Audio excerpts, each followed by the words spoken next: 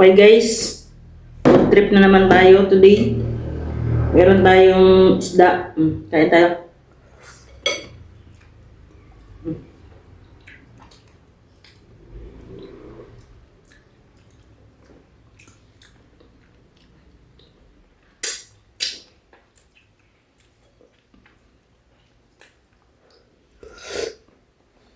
May halo na namang pichay.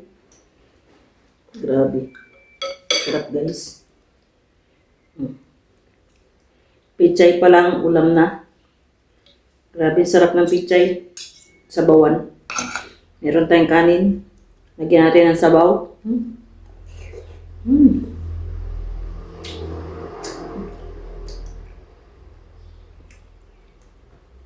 Kuha natin ng laman. Lagyan natin ng kanin. Lagyan mo ng kunting sabaw.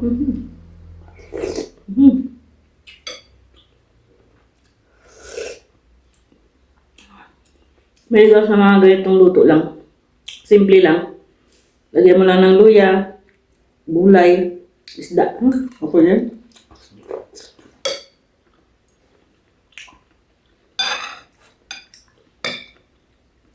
Wala namang kamatis. Wala namang sili na mahaba. Wala naman eh. Kung ano lang yung nandiyan sa rep. Yun lang.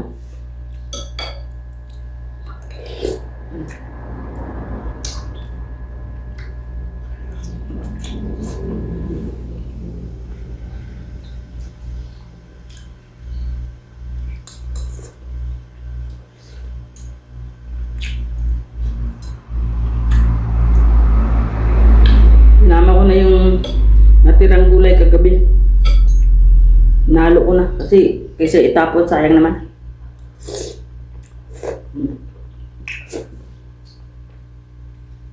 Pero mainit.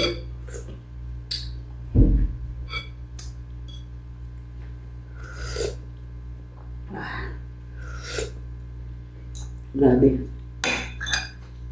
Sarap guys.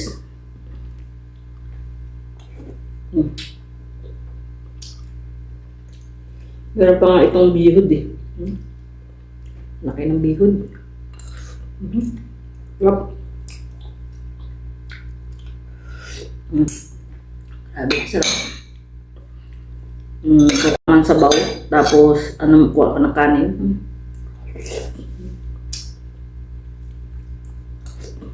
Ganyan lang yung ulam. Serve lang. Na-adjust ko yung camera. Matalago. Nag-vlog tayo man. Nag-ubo-ubo ka dyan. Makain siya ma.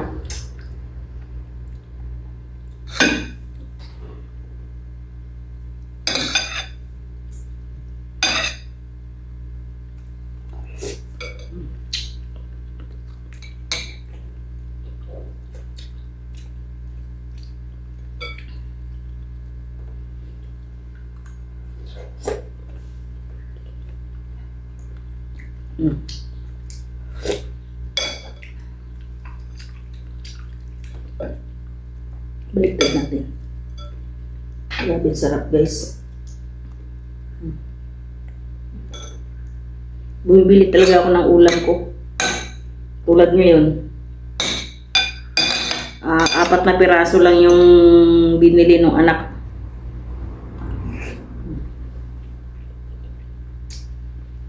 Tustusin para lang yung kay ama.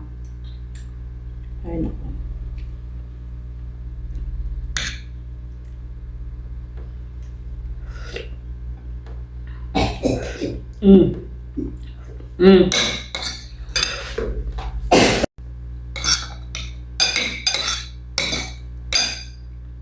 Guys, kain.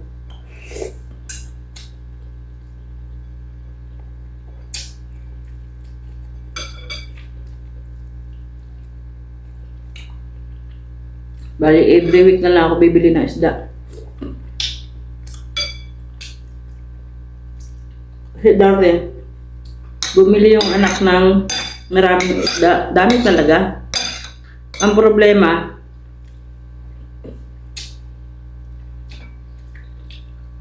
Akala siguro nung mga ibang anak yung bumili.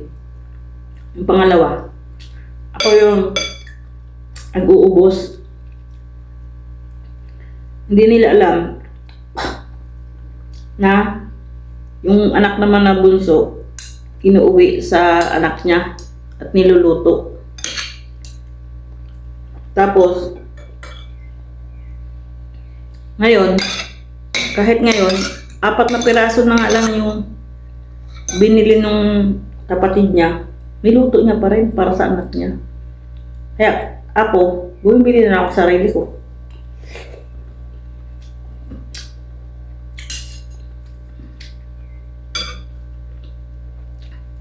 Hindi naman ako pwedeng magsumbong, mag-away sila. Ayaw ko yung dala lang sa akin, mag-aaway sila. Hayaan ko na lang na balang araw malaman niya. Huwag lang manggaling sa akin. Kasi lagi silang nag-aaway dahil sa akin. Sumbong ako. Ang bunso, nabihan ako huwag akong magsumbong. Bala siya eh. Ang gagawin ko na lang yan, pag nagbili yung anak ng isda, gagayat-gayatin ko yan para hindi niya na ba maluto para sa anak niya. Kasi katulad niyan, si Ama kapos ngayon sa isda. Pinagkakasya ko yung isda ni Ama. Baka kunti-kunti. Para lang kumasya hanggang makabili naman yung pangalawa. Kasi yung pangalawa ang bumibili. Bali tuka-tuka sila.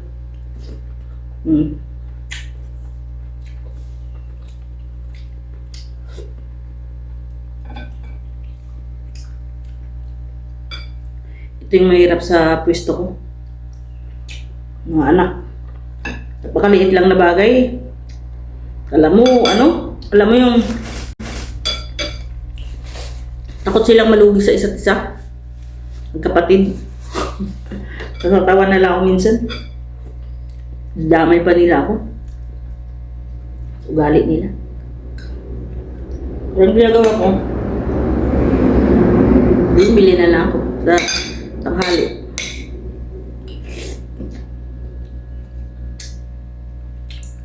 Kung minsan, nagtitiis.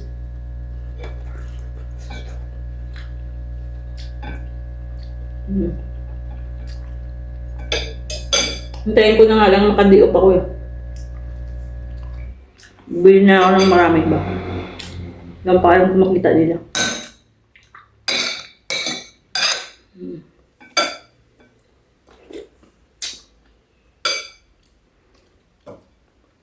Bili na lang ako ng marami. Isda.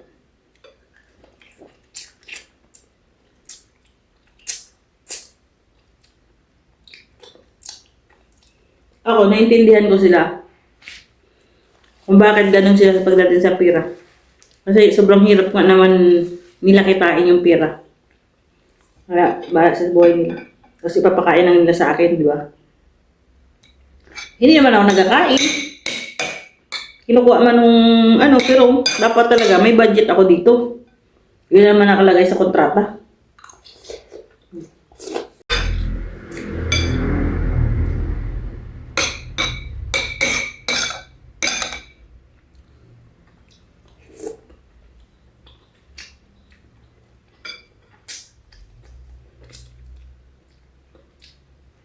Sa linggo, kapag tuwing linggo kasi yan eh, pag bumili yung anak, sa linggo, gagawin ko, tadtarin ko na. Para kay Ama.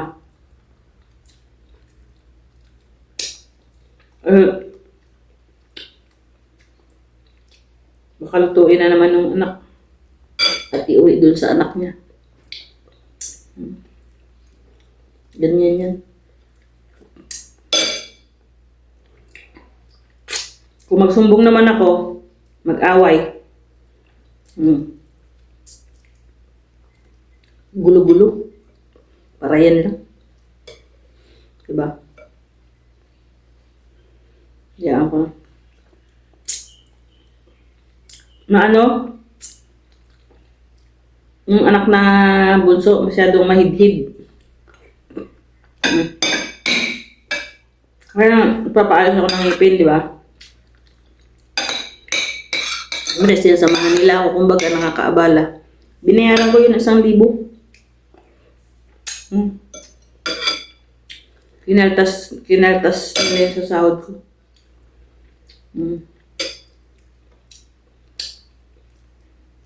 Okay lang. At ganun sila eh. Wala tayong magawa. Iba-iba naman yung ugali ng amo natin.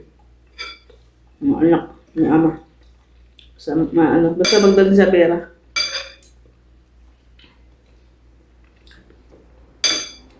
Magto 12 years na ako dito sa kanila, hindi nga nila ako mataasan kahit na piso eh. Ganun pa rin, minimum pa rin.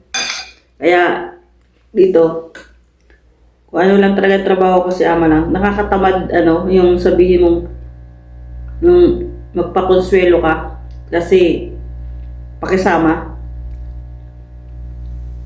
Hindi ko ayoko. Bakit sila may pakasama? Hindi nga ako mataasan eh. Wala nga konsiderasyon eh. Kung matulog sa ama, matulog din ako. Ngayong Chinese New Year lang ako magsipag-sipagan. Totoo yan. Kasi, paano, ginabigyan naman nila ako ng ampaw. Sa 1,000. Ewan ko lang kung bigyan pa nila ako ngayon. Sa buhay nila, bigyan nila ako sa hindi. Wala akong pakialam. Problema na nila yun. Diba?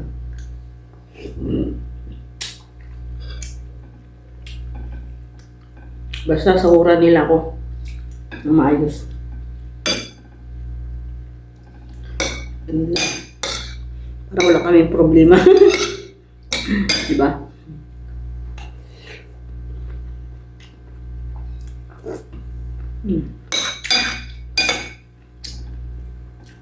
Hindi naman kasi sila mayaman na mayaman. Mayabang.